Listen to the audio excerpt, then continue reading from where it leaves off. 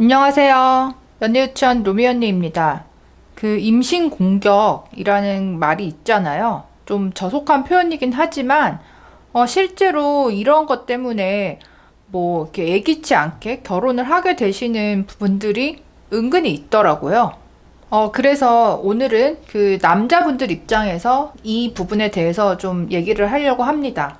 의도적으로 상대방을 속이고 임신을 한다는 거는 나는 상대방과 강하게 결혼하고 싶지만 상대방은 나와 별로 결혼 생각이 없는 것 같으니까 그 차이를 극복하기 위해서 임신을 하는 거잖아요. 그러기 때문에 아무래도 뭐 경제력이 뛰어난 남성분들의 경우 이런 식으로 임신을 당하는 경우가 있죠. 그 여자분께서 뭐 배란일이나 그런 날짜를 다르게 말해서 뭐 안심을 하고 관계를 했는데 사실 이게 남자분 입장에서는 예기치 않게 임신이 된 거지만 그 상대방 여자분은 자기는 그 날짜를 알고 있기 때문에 그 의도적으로 그 계획 하에 진행이 된 임신이라는 거죠. 그리고 사실 뭐 결혼을 안 한다, 안 해준다, 이렇게 버티고 안 한다고 해도 아이가 태어나면 그 아이에 대한 법적인 책임을 져야 되고 솔직히 여기가 서양권이 아니라 한국에서는 아이가 있는데 결혼을 안 하고 그냥 따로 산다. 뭐 싱글인 채로 그렇게 생활을 한다. 이런 게 문화적으로 허용이 안 되잖아요. 그리고 부모님들도 가만히 계시지 않고요. 그렇다 보니까 뭐 다른 나라들과는 달리 아직은 한국에서는 임신을 하면 무조건 일단은 결혼으로 가는 그냥 프리패스 직행이 되는 거죠. 지난번에 고민 사연 보내셔서 제가 영상으로 올린 것도 여성분은 오늘이 괜찮은 날이라고 했지만 결국 그날에 임신이 되어서 바로 결혼을 하셨고 출산을 한 이후에 지금 갈등이 커져서 뭐 헤어지고 싶다고 이렇게 말씀을 하셨는데요. 두 가지 경우가 있어요. 한 가지는 여자분께서 나는 오늘 괜찮은 날이다. 뭐 배란일이 아니다.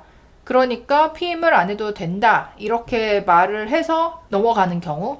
두 번째는 나는 이제 콘돔을 하게 되면 아프다. 원래. 그러니까 그거를 하지 말고 그냥 하자. 이렇게 했는데 그 성관계로 임신이 되는 경우. 거의 다 이 두 가지 이유로 임신이 되고요. 이거를 반대로 생각한다면 그 여자분의 말을 다 믿어서는 안 되고 어떠한 이야기를 하던 간에 피임을 반드시 챙겨야 한다. 그리고 피임을 하지 않았기 때문에 임신이 된 거는 뭐 그 사람이 속였던 말든 결국은 나의 선택이었고 나의 책임이잖아요. 이 부분에 있어서는 평소에 유념할 필요가 있는 것 같아요. 그래서 이 임신 공격에 타겟이 되기 쉬운 남성분들의 부류가요. 첫 번째는 전문직 남성분들인데요. 솔직히 뭐 재산이나 이런 거를 남들 앞에 숨기거나 드러내지 않을 수는 있지만 직업을 드러내지 않을 수는 없잖아요.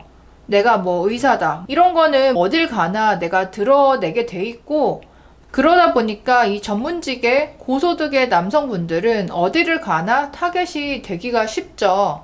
다음은 금수저 아들, 뭐 건물주 남성인데요.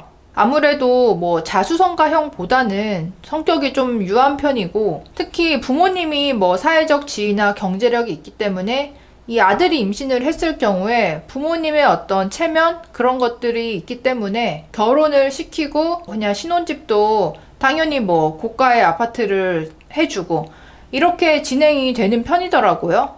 물론 자수성가하신 남성분들도 타겟이 되겠지만 아무래도 사람에 대한 경계심이나 의심 이런 것들이 좀 기본적으로 있는 분들이 많기 때문에 성공 확률은 덜한 것 같더라고요.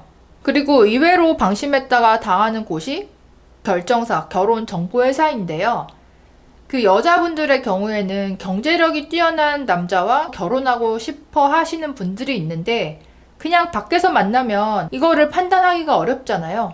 그런데 결정사에 가입을 하면 그 회사에서 신원을 다 확인해주고 재산 상태, 뭐 부모님의 그런 것까지 다 알려주면서 소개를 해주기 때문에 그런 여자분들께서 결정사에 가입을 일부러 해서 때로는 그런 남성을 소개받기 위해서 프리미엄 그런 거에 가입을 하면서까지 경제력이 뛰어난 남자들만 소개를 받고요.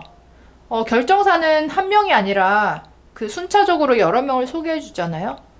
이 시기를 잘 이렇게 타고 뭐 잊을만 하면 한 번씩 또 연락하고 이런 식으로 그 만나거나 아니면 A 회사도 하고 B 회사도 한다.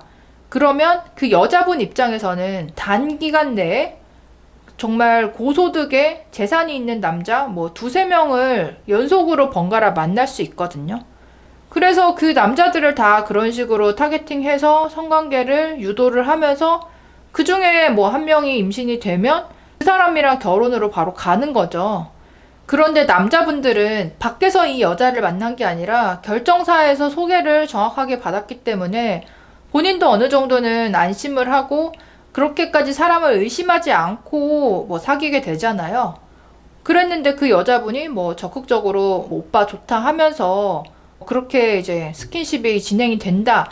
의외로 방심을 해서 임신이 되는 경우가 있고, 알고 보니까 그 여자분이 프로필을 좀 조작을 하고 속이고 결정사에 가입을 해서 나중에 난리가 나고, 그러니까 이런 경우들도 극히 드물긴 하지만 없지는 않더라고요. 제가 아는 분도 뭐 그런 식으로 결혼을 당했는데요. 이 여자분은 이제 정말 흙수저에 가난한 그런 집안의 출신이었고, 남성분은 그 어떤 지역의 유지, 금수저, 뭐 건물주 집안의 아들이었던 거예요. 그래서 하늘과 땅 차이로 결혼을 했는데, 결혼한 후에는 이 처가를 나몰라라 할 수 없잖아요. 그래서 이 처가댁에 뭐 지방이긴 하지만 소형 아파트도 해드리고, 생활비가 필요하니까 프랜차이즈 가게도 하나 차려드리고 뭐 이런 식으로 이쪽에 많이 해준 거죠. 그리고 시부모님 입장에서도 어쨌든 아들이 결혼을 했고 손자 낳았잖아요. 그 시부모님들이 밖에 나가서 우리 며느리한테 속아가지고 뭐 아들이 이렇게 됐다 그렇게 떠벌리고 다니시지는 않겠죠. 심지어 그 부부는 그 시댁에서 마련해준 부산의 L 땡땡 고가의 아파트에 이사를 갔습니다. 그렇게 대담하게 뭔가 시도를 해서 결혼을 해서 목적을 이룰 정도의 성격을 가진 여자분이라면 이혼도 절대 안 해주고요. 오히려 더 당당하게 큰 소리 치면서 사시더라고요. 그래서 정리를 하자면 여자분이 얘기하는 날짜가 괜찮다, 뭐 피임을 안 해도 된다, 이런 말들은 믿으면 안 된다. 두 번째는 술을 조심하자. 세 번째는 결혼정보회사에서 정식으로 소개받아서 만났다고 해서 무조건 경계심을 놓고 안심해서는 안 된다. 한 이 세 가지 정도일 것 같습니다. 네, 여성분들의 임신 공격, 어떻게 생각하시나요? 댓글로도 의견 남겨주세요. 그럼 다음에 또 만나요. 안녕.